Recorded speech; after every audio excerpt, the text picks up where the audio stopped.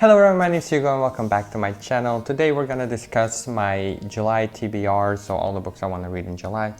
I've been in a massive reading slump for the past few months, and I'm slowly getting back to the habit of reading every day and finding joy out of reading again.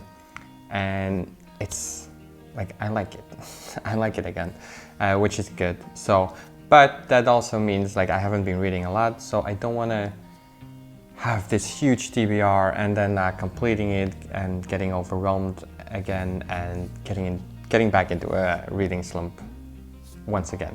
So I kept it possible for myself to finish this TBR in the month of July. So I've got 4 books with me here.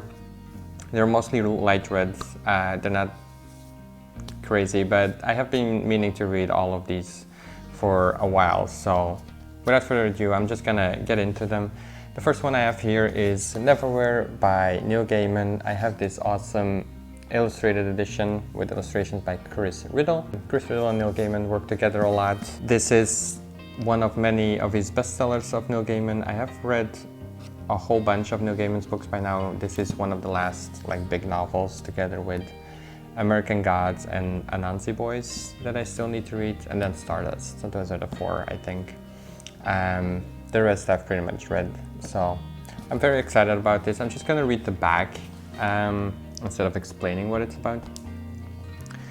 So, under the streets of London lies a world most people could never dream of. When Richard Mayhew helps a mysterious girl he finds bleeding on the pavement, his boring life changes in an instant. Her name is Dor. She's on the run from 2 assassins in black suits, and she comes from London below. His act of kindness leads him to a place filled with monsters and angels, a beast in a labyrinth, and an earl who holds court in a tube train. It is strangely familiar, yet utterly bizarre. Discover Neil Gaiman's extraordinary modern classic, illustrated for the first time with breathtaking pictures by UK Children's Laureate Chris Riddle. So I'm very excited. It's around 500 pages, so it's not that small, but it's his writing is very easy for me to read, so that's good.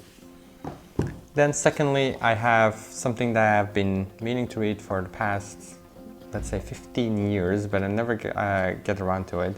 It's George Orwell's 1984. I don't think I have to get into what this story is about. It's a dystopian that takes place in 1984, and it was George Orwell's view of the future and kind of a warning, I suppose. But I've never read it. I have read,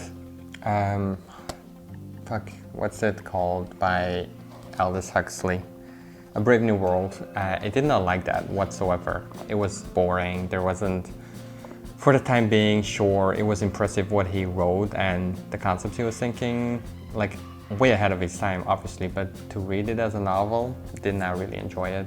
But lots of people say this one's way better and way more enjoyable, so I want to read this also because I want to read the 1Q84 trilogy by Murakami.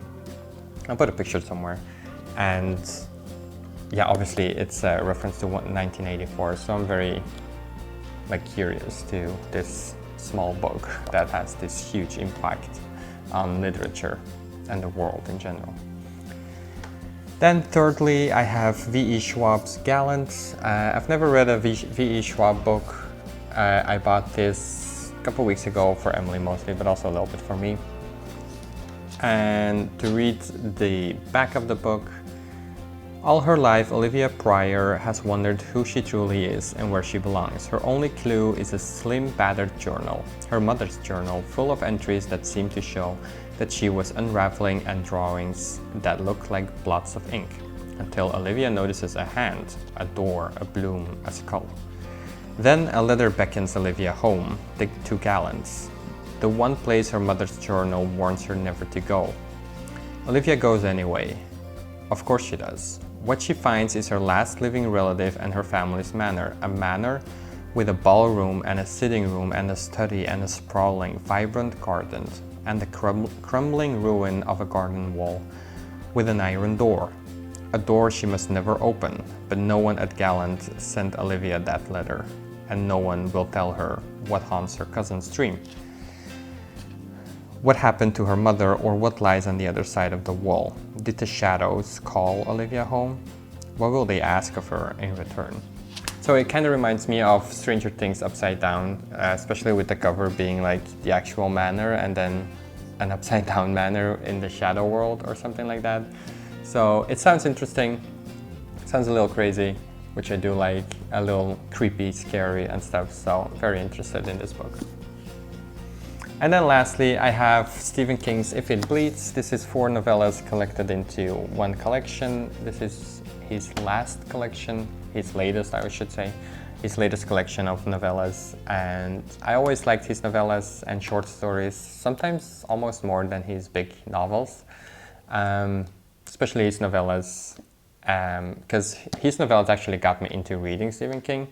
I read 4 Past Midnight. That was the first book I read by him, and I really enjoyed The Langoliers, and to this day it's one of my favorite stories ever. So I'm curious to see what this is. I've been putting it up. I pre-ordered this book and got it in the mail day 1 of release. I have not gotten around to it, but yeah, I want to get to this one next. So yeah, and if I have more time, I might read another book.